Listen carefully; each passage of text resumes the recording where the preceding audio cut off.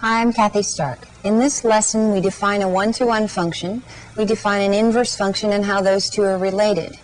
We look at how to calculate an inverse function and how an inverse function and its function are related. Let's begin with one-to-one function. By definition, a function is one-to-one if for elements a and b from the domain of f, a not equal b implies f of a not equal to f of b. Here's an example. We want to determine whether this function, negative the cube root of x plus 5, is one-to-one. We start, as the definition says, with the statement a not equal to b. And now I'm going to try to build this function on both sides. If a is not equal to b, a plus 5 is not equal to b plus 5. Now the cube root.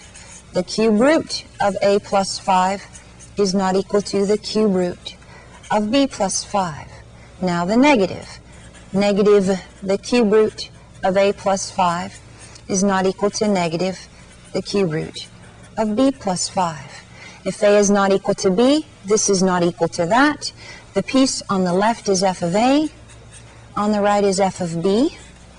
And I was able to conclude that f of a is not equal to f of b, so this is a one-to-one function.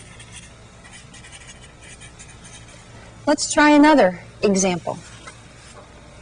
Let's determine whether this function is one-to-one, and this time we have negative the square root of 100 minus x squared. We'll begin in the same way with the statement a not equal to b, and I want to build this function. So the first thing I need to do is square both sides. However, if a is not equal to b, it's not necessarily true that a squared is not equal to b squared. If a is 2 and b is negative 2, their squares are both 4. I'm not able to conclude that f of a is not f of b, so this one is not one-to-one. Let you have a chance to work with the definition. Here's what I want you to do. Determine whether this function is one-to-one. Stop the tape, then restart it to check your work.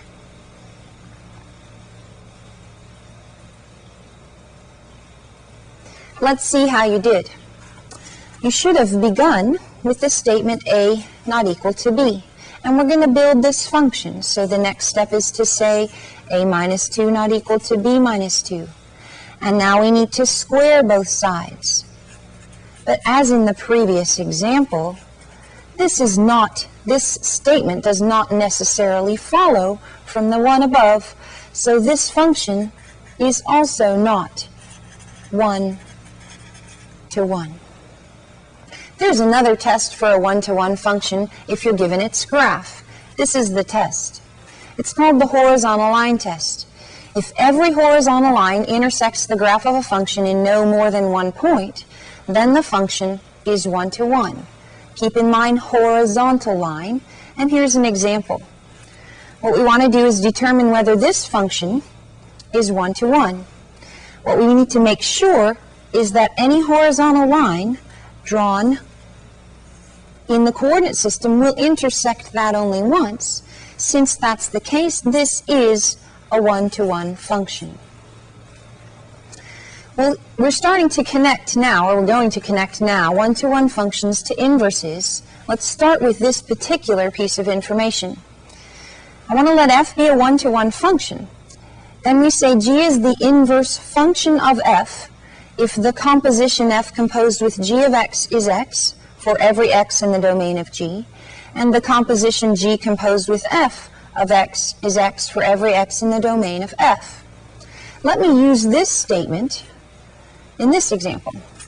What we're going to do is decide whether the functions in the given pair are inverses of each other. According to the rule, I need to find f composed with g of x.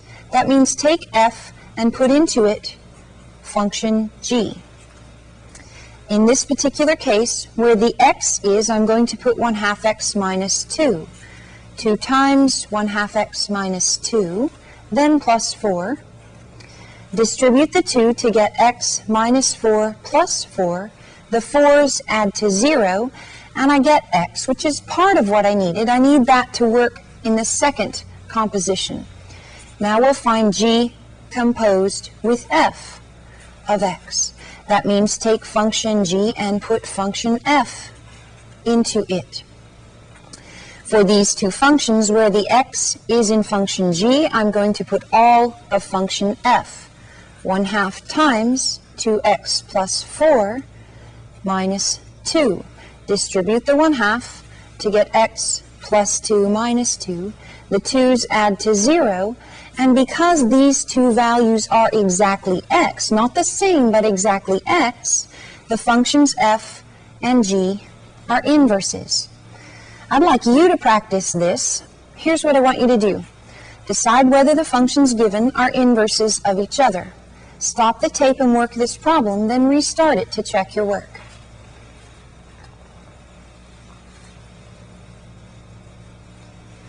Let's see how you did. Here are the two functions. Let's find f composed with g of x. Again, that's f with g substituted for every x.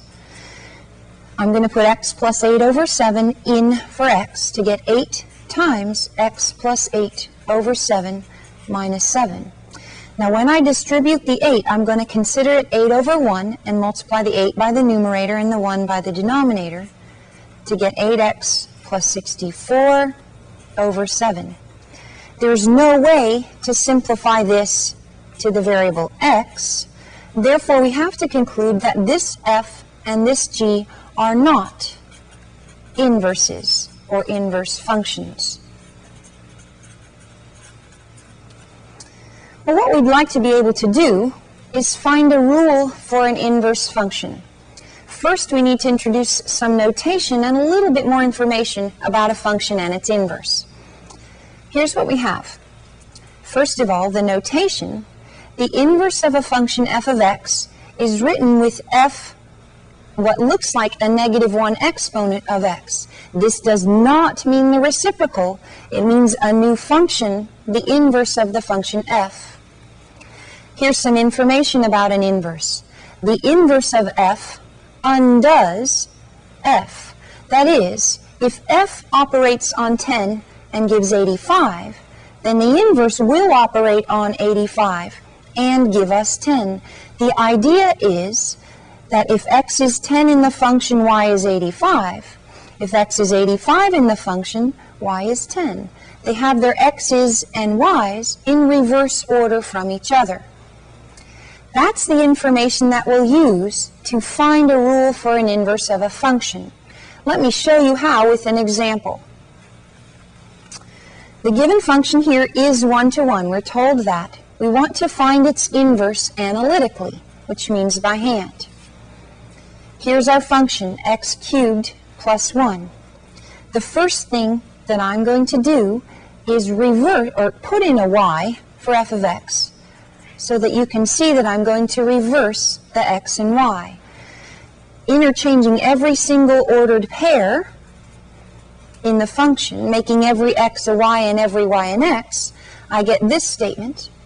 And what I need to do is solve for y, and I'll have the inverse. Subtract 1. And to undo the cube, remember what we can do is take the cube root of both sides. And the cube root of y cubed is y. The statement, the cube root of x minus 1 equals y, is what I was looking for. This function, written with the correct notation, f inverse of x equals the cube root of x minus 1, is the inverse of f of x. What I want to do now is graph this inverse and its function in the same coordinate system on a calculator to show you how their graphs are related. So let's go on to our graphing calculator. And in y equals, I'll first put the function x to the third power plus 1. And then I'm going to put in a cube root. You can find the cube root under your math key. It's option 4. And inside my cube root, I have x minus 1. Don't forget to close the parentheses. We can see these graphs on a standard window, but I'm going to set the window to -5, 5, -5, 5. I think it'll show better what I'd like you to see. There's x cubed plus 1, And here comes the graph of the inverse, the cube root of x minus 1. What you need to note, and I'm going to put in a third function for you, y equal x, and have it graph, is that the function, which is the top curve, and its inverse are reflections of each other about the line y equal x. In addition to that, if they ever intersect, they will intersect on the line y equal x. If you ever graph inverses and functions and think the graph is distorted, remember that your calculator has a zoom square option that will square the screen for you, and it might make your function and inverse look better. I want to use that particular piece of information to do this example. We're given a function with a restriction attached. We want to find a rule for the inverse of the function and then graph the function and its inverse on a graphing calculator to support our result. Recall that x squared has as a graph a parabola. A parabola would not pass the horizontal line test. But this is not an entire parabola. The restriction keeps only the part of the parabola that's greater than or equal to 0. So I do have a one-to-one function because of the restriction, and now I'm going to find a rule for the inverse. As we did in the previous case, I'll begin by putting in a y to get negative x squared plus 4 equals y, and I'm going to switch every single ordered pair by switching x and y. Now I need to solve for y. I'll subtract 4, multiply through each side by a negative 1 to get negative x plus 4 is y squared. This is easier to see if you write 4 minus x. And now I need to take the square root of both sides of the equation. If I do that, remember that you need to consider both the positive and negative square roots of both sides. But in the original function, x was restricted to being greater than or equal to 0. In the inverse, all the x's in the original function become y's, which means for the inverse function, y has to be greater than or equal to 0. That allows us to drop the negative part of our plus or minus and conclude that the inverse of f is the positive square root of 4 minus x. Now I want to graph this function and the original with the restriction to verify this result. So back to our graphing calculator. In y equals, I'm going to clear the first two lines but keep the y equal x so it can divide the quadrants 1 and 3 and show me my reflections. The first function has a restriction, so I'm going to put it in this way. Parentheses negative x squared plus 4, close the parentheses. If you use a division symbol, another set of parentheses, put in x, select test off the keypad, and I want to choose option 4, and then put in 0. In this way, the calculator will graph exactly negative x squared plus 4, only for x greater than or equal to 0. The other function is the square root, so I'll select the square root key. Remember that there's already a parentheses there. Put in 4 minus x and close parentheses. I think this time we can zoom standard and get a pretty good graph. There's the function.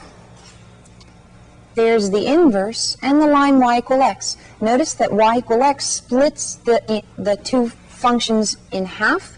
Where they intersect is on the line y equal x. Let me point out one other thing. The original function contained the point 0, 4, and its inverse the point 4, 0. They have their ordered pairs in reverse order. In this lesson, we've looked at a function and its inverse. We defined one-to-one function and found a way to find a rule for the inverse of a function. Be sure to practice by doing many problems from the exercise set in your textbook.